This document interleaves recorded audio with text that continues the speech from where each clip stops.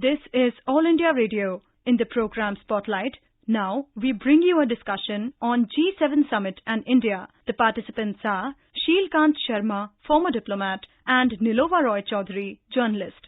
Prime Minister Narendra Modi is due to leave for Germany after midnight tonight to participate in the outreach sessions of the G7 Summit. Germany, as the current chair of the G7, is hosting the summit at the Schloss Elmau Castle in Bavaria in southern Germany on the 27th and 28th of this month. The G7 comprises the world's oldest 7 largest economies: the United States, Canada, Japan, Germany, France, Italy, and the United Kingdom. Besides India, Germany has also invited Argentina, Indonesia, Senegal, and South Africa this year as guests for the summit to recognize these democracies of the Global South as its partners. During his 2-day summit, Prime Minister, apart from attending the summit deliberations, will be holding bilateral meetings and discussions with leaders not only of the G7 countries but also the guest countries on the sidelines of this summit. Ambassador Sheelkant Sharma, Foreign Secretary Vinay Mohan Kwatra said yesterday that India's regular participation at the G7 summits clearly reflects that the West needs its support to confront major challenges facing the globe. So what are some of these major challenges that are facing us at the moment? Nilova, the major challenge today is energy costs, food costs, and the fear of famine, and all the climate change impact, and the internal tensions between meeting demands in these 3 areas and how they come into conflict with each other, for instance. And then, of course, the other element which is G7 summit focusing is on the Ukraine crisis and the Russian aggression there. Now, India has been a constructive player in all these areas. For instance, in energy field, India has been working assiduously to move in the renewable energy and to increase its production of renewable energy and the share of renewable energy in its energy mix, which goes to help the climate change requirements, how to cope with the climate change dangers. Then about food, India has been supplying grain to a lot of southern countries, and it has already been a grain exporter, but India has decided that it will not export in a free fashion, but from government to government way. So that is another area that India has been contributing. Then India's own size, look at G7, they have the total population is something like 770 million, and India alone is 1.3 billion people. And these 1.3 billion people are steering themselves in a democratic fashion, in a pluralistic society, in a law-abiding manner, and peaceful transition of power and democratic politics. All these are virtues which are not easily available in the world today. So this has India's inherent importance, and the G7 recognize this. Then besides that, for the Indo-Pacific area, the Americans have felt that India is a very vital partner because of the maritime security and the whole requirement of resilience of supply chains and diversification of supply chains. And also in the new globalization where they want to work with countries which respect rule of law, countries which sustain each other with equality of interest. So in all these areas, India has a major role. So that's why even the US Defense Department has come out saying that India is an important partner. And this is because of where India stands. As our External Affairs Minister said last week or a few days back, that India stands on its own and India is a pole itself because of such a large size and its own policies and its practices. So all these things put together make us a worthwhile partner for G7. These are the world's most industrialized 7 countries, and they're amongst the wealthiest and so on. But in a way of speaking, isn't China also an elephant in the room? Because given the size of China's economy, for it not to be present in these kinds of deliberations, is that a clear signal being sent out to China that the West sort of disapproves of its behavior, particularly vis-a-vis the way it disrespects international law, whether it's in the South China Sea or even along the borders of India, the sort of aggressiveness, the fact that they've endorsed Russia in this war against Ukraine. Is this a clear signal to China of disapproval from the G7?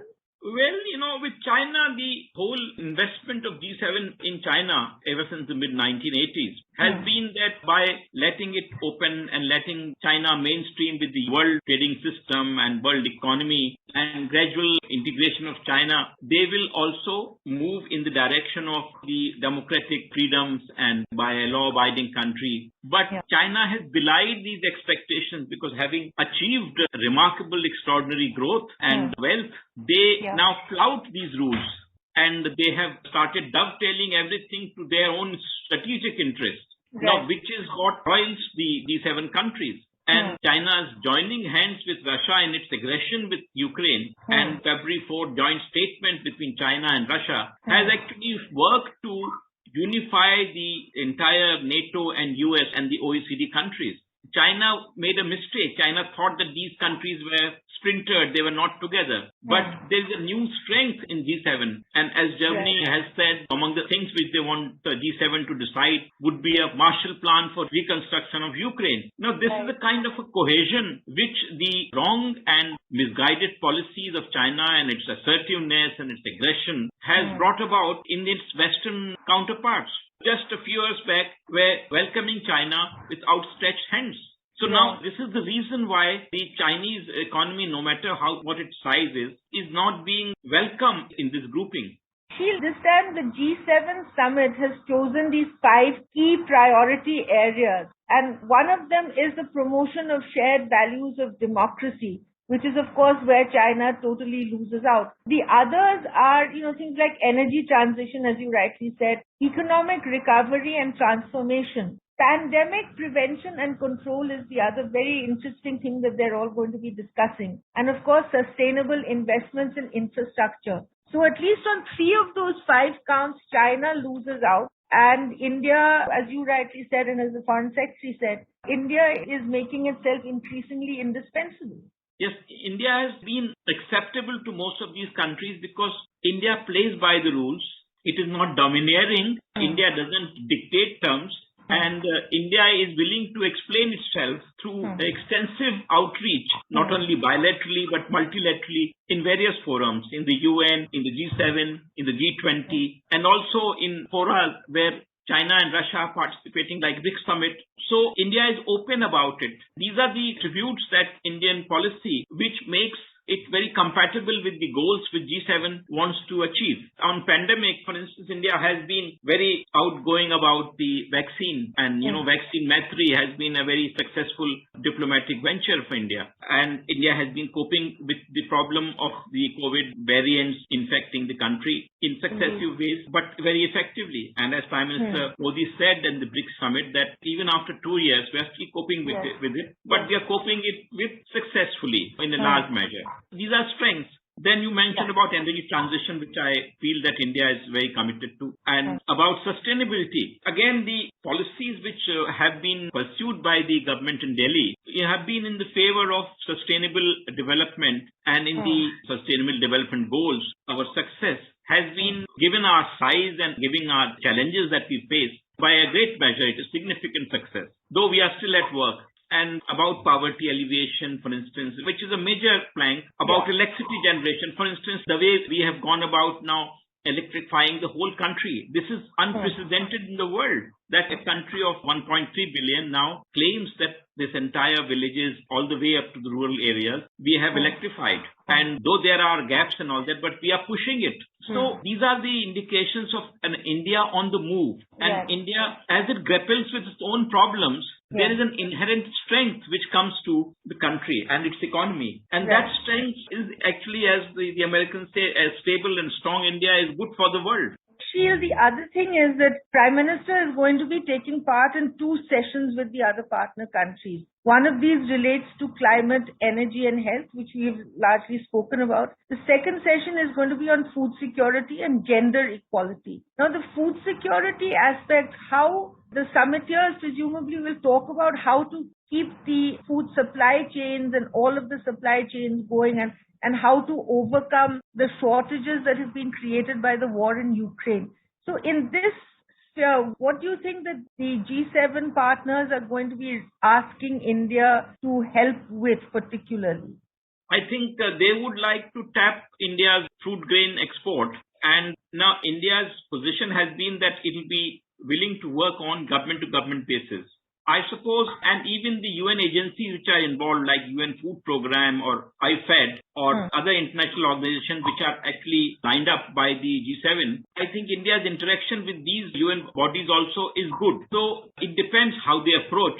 But I think our policies are open about working out with governments and I suppose international organizations also in this context. This whole food crisis is because of the blockade and also the sanctions, I suppose.